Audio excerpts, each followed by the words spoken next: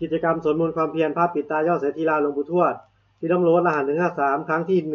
102วันที่19เดือน2พุทธศักราช2569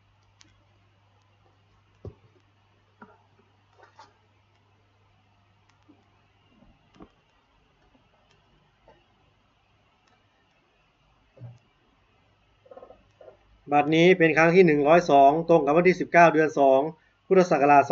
2569ข้าพเจ้านายชิดชัยคำปันขอเปล่งวาจาสาธยายพุทธมนต์ถวายเป็นพุทธบูชาธรรมบูชาสังฆบูชาและเป็นอาจาริยบูชาแด่องค์พระคัมภีร์เถระเจ้าองค์หลวงปู่สำเร็จรุ่นหลวงปู่บัณฑิตหลวงปู่ศิลาตลอดทั้งครูบาอาจารย์ผู้เป็นเจ้าของวิชาจินดามณีขอเทพเทวดาเจ้าทั้งหลายโปรดจงมาอนุโมทนาในการสวดสาธยายของข้าพเจ้านี้ขออนุภาพคุณพระรัตนตรัยครูบาอาจารย์และเทพเทวดาทั้งหลายโปรดจงบันดาลให้จิตของข้าพเจ้าเป็นสมาธิอันควรแก่การสวดสาธยายมนต์ต่อไปบทสวดชุมนุมเทวดาสามันตาจักวาเลสุอัตตาราคัจจันตุเทวตาสัทธัมมังมุนิราชสาสุนันตุสักขโมคทังสักเขกาเมจารุเป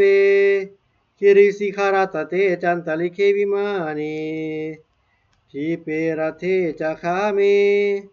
ตารุวนาคหเนเคหาวัทุมิเคเตภูมิมาจายันตุเทวา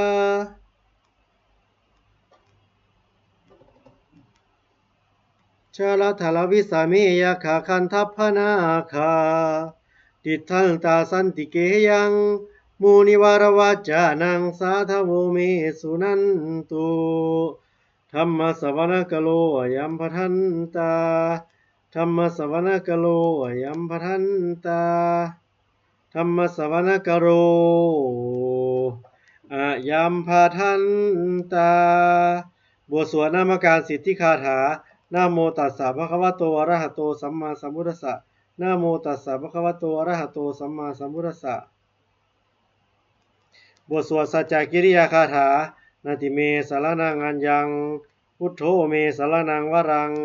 เอเตนะสัจวัจเจนะโสทิเมโหตุสัพพทานาติเมสารนังอัญญังธัมโมเมสารนังวรังเอเตนะมัตเอเตนะสัจวัชเชนะโสติเมโหตุสัพพทานาติเมสารนังอัญญังสังโฆเมสารนังวรังเอเตนะสัจวัชเชนะโสติเมโหตุสัพพทา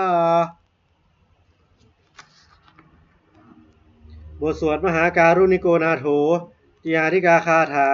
มหาการุณิโกนาโถอัฏฐายสัพพปานินังปุเรตวาปารมีสัพพาปัตโตสัมโพธิมุตตมังเอเตนะสัจวัชเชนะมโหตุสัพพุปัตถวามหาการุณิโกนาโถหิตายะสัพพปานินังปุเรตวาปารมีสัพพาปัตโตสัมโพธิมุตตมังเอเตนะสัจวัชเชนะมโหตุสัพพุปัตถวามหาการุณิโกนาโถสุขายะสัพพปานินังปุเรตวาปารมีสัพพาปัตโตสัมโพธิมุตตมัง